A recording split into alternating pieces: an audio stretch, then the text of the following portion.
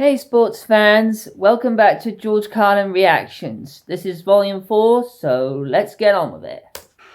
Thomas is a tank engine who lives at a big station on the island of Sodor.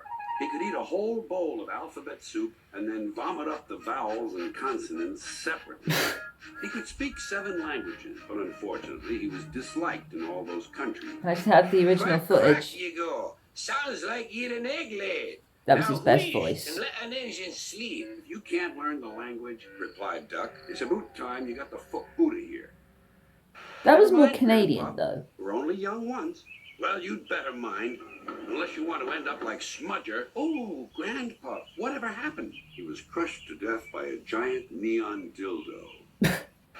It's risky, but we must help the passengers. Passengers are urgent, agreed Duck. Even that interesting fellow who stands on the corner all day displaying his penis. Here is Daisy, the diesel rail car, who has come to help while Thomas is indisposed. I really don't care, said the engines. Does she fuck? Now she's talking. I'm gonna fly you bourgeois scum, said Daisy. I wouldn't go home with you if you had 6 dicks. Now they're getting better. All the cars were laughing and singing at him. Excessive cursing alert. Suck, nibble, gobble, chew. Finger fuck, hair pie, dick cunt. I probably should have said that earlier. Bat fuck, blow me.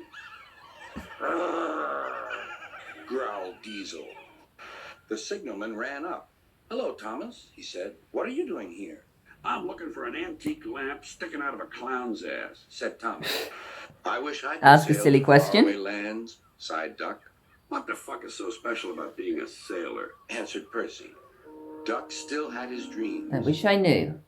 Sir Topham Hatt was building a home for retarded people who want to work their way into the community. Not in my backyard, said Duck indignantly. The bus growled as he gazed at the happy This is a popular one. Here's another segment of the population that ought to be locked into portable toilets and set on fire, he grumbled. Doesn't anybody take a fucking walk anymore? Say, Justin, said Sir Topham Hatt, how's that science project coming along? Fuck you, Dad, you simple-minded prick. Mind your own business and pass the Fruit Loops. Oh, yes, I like children, explained Trevor. If he had become a Catholic priest, he could have spent 30 or 40 years blowing all the little boys he wanted, replied Thomas. For God's sake. No one would have said a word. Bill and Ben are tank engine twins. Twins who eat each other's feces. Help, This Thomas, guy is so help. random. Glad to see you, called the children. Believe me, all the George Lucas magic in Hollywood is not going to change the unfortunate genetic configurations on the faces of these children, said Thomas. Do the world a favor. Keep these unfortunate youngsters indoors, out of public view. Duke puffed and roared as though he was pushing the whole train's weight before him. The noise echoed everywhere. Move up, motherfucker, said Duke. Take up the slack. Every time he met another engine, he would say, I want to fish. Cunt dork. Sorry. Move on. Everyone enjoyed watching the game. I don't care how rough it is, anytime you're running around a field waving a stick, you're engaged in a faggoty college activity, said the driver. Period. The elephant and his keeper were soon reunited. Okay. But Henry was most upset. The other day I was thinking of how many peanuts elephants owe us, grumbled Henry. Personally, I'm down about 23 or 24 bags. The passengers were furious. They told Makes sense when you think everyone about what a it. bad railway it was. Listen, buddy, grumbled Duncan, buy a fucking bicycle. Toby and Percy were sent to help and came as It quickly fits as they so could. well. I'm never too busy that I can't stop to enjoy someone else's suffering, exclaimed Toby. I'm looking for a little entertainment. To me, traffic accidents are one more form of entertainment. That's Sir your Topham opinion. Hatt was And at here we go breakfast. again. The butler came in. Tonight we have the marinated bat nipples on a bed of lightly sautéed panda asshole. Honey, did he say bat nipples or cat nipples? I'm allergic to bat nipples, said Sir Topham Hatt. I think I might go with the free-range penguin dick or the deep dish moose balls. How about you? How the fuck should I know? The station master says I can ask you to take the children home. If you put the needs of children first, you're going to wind up with way too many diapers and lollipops and not nearly enough bongs and condoms, said Percy. I had decided to send Douglas back and keep you. If you have twins, a good idea is to sell one of them, said Sir Topham Hatt. What the fuck, you got two? Why not pick up a few dollars? It's time we had another race. I like twins. I reckon I could beat you now. Thomas let off steam loudly.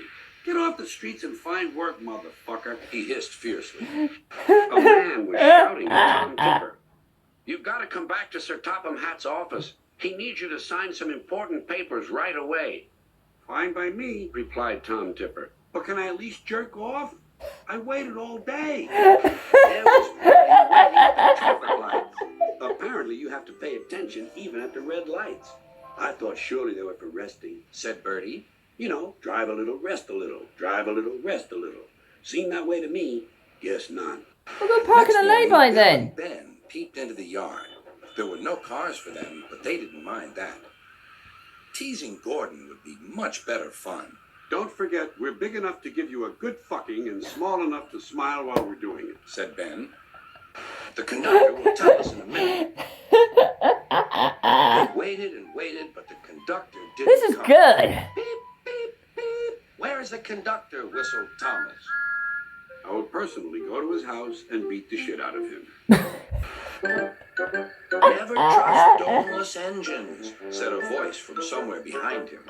They aren't respectable. Is that the only thing these voices ever tell paranoid guys to do? Grunted Gordon. Doesn't a voice tell a guy to take out his dick on the merry-go-round? Actually, some guys do take out their dicks on the merry-go-round, but usually it's their own idea.